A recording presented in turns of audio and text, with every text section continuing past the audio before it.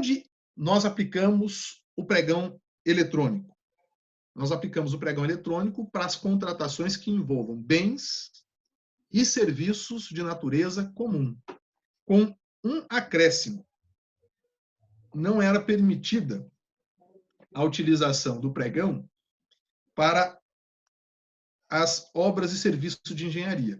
Então, vamos ver lá, ó, já no artigo 1º ali. Estão vendo ali que eu negritei ali?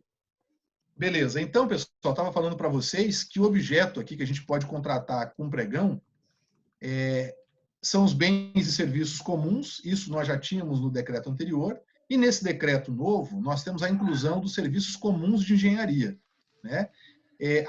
A jurisprudência ela já admitia a utilização do pregão para a contratação dos serviços comuns de engenharia, mas agora vem de forma bem expressa para não ficar dúvida para ninguém. Tá? Os serviços comuns de engenharia eles seguem a mesma lógica dos bens e serviços comuns. São aqueles serviços que estão à disposição a qualquer tempo no mercado próprio, aqueles que têm características padronizadas, né? Então, assim, para esses bens, para esses serviços de engenharia, nós também podemos utilizar agora o pregão. Tá?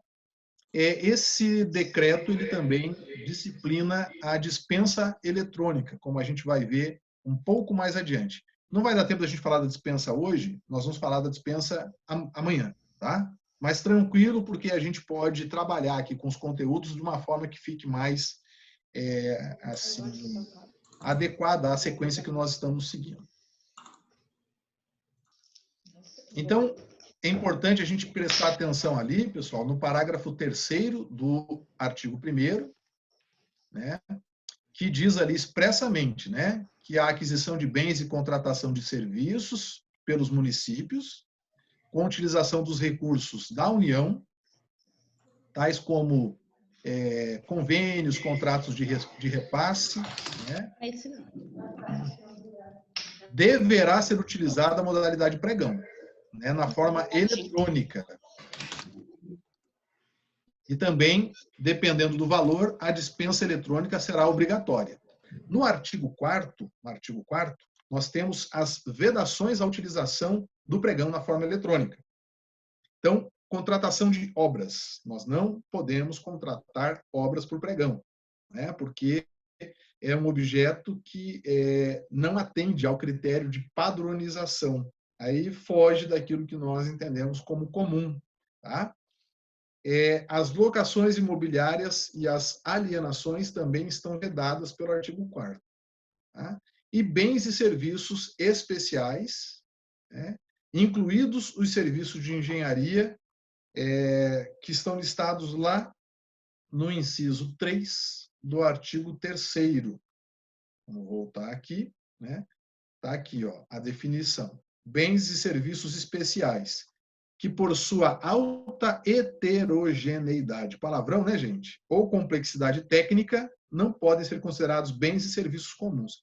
Heterogêneo é aquilo que não apresenta padronização, né? Ele é muito próprio, muito peculiar, tá?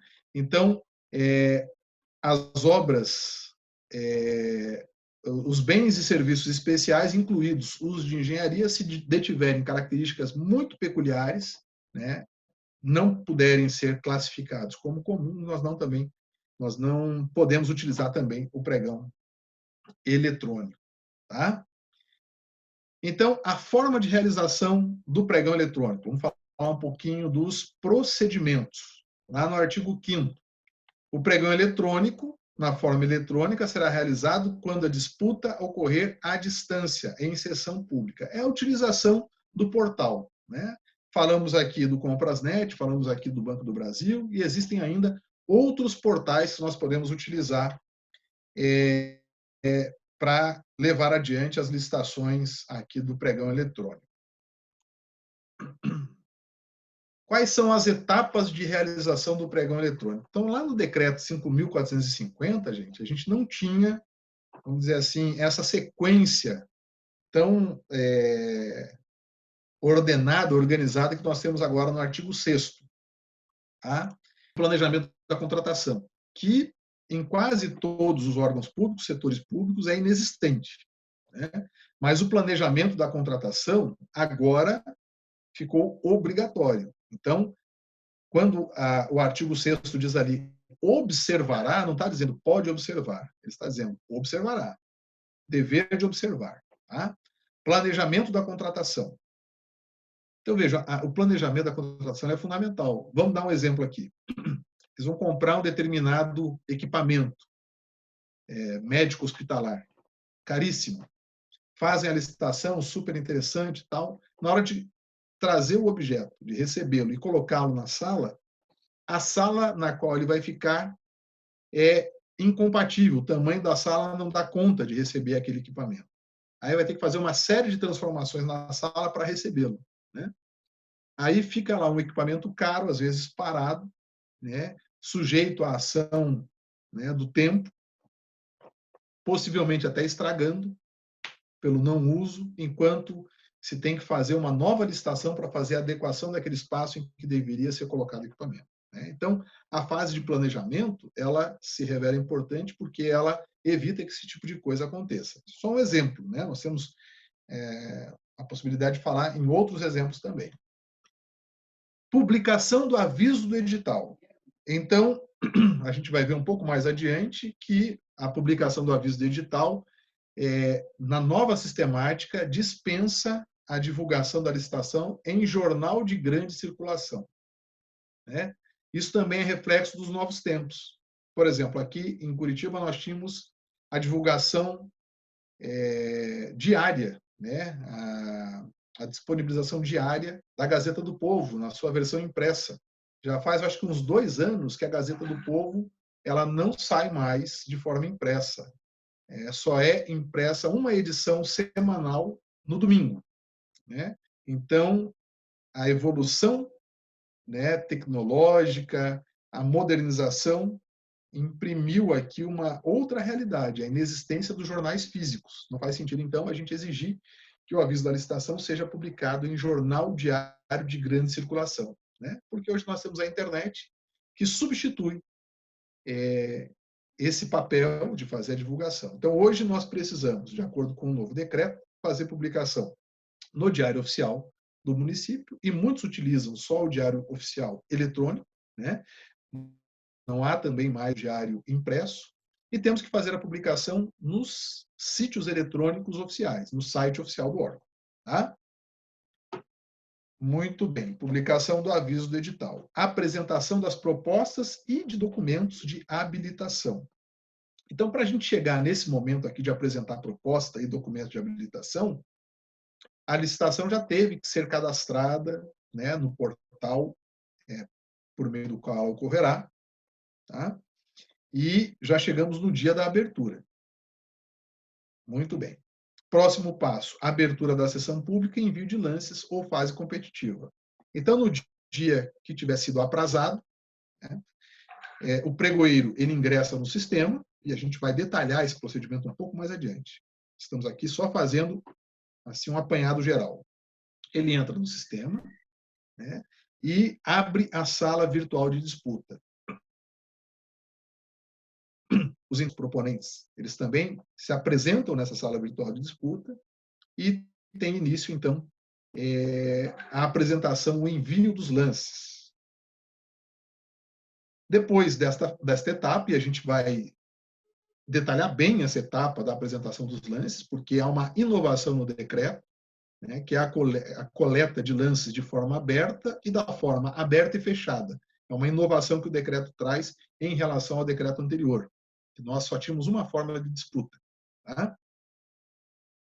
Depois disso, nós temos, então, o julgamento por parte do pregoeiro, né? Porque não é porque a melhor oferta é selecionada pelo sistema que o pregoeiro vai ficar isento de ter que fazer a classificação da proposta, o julgamento final, dizendo que aquela proposta é válida. Até porque há a necessidade da gente fazer a identificação da proposta que é inexequível, né?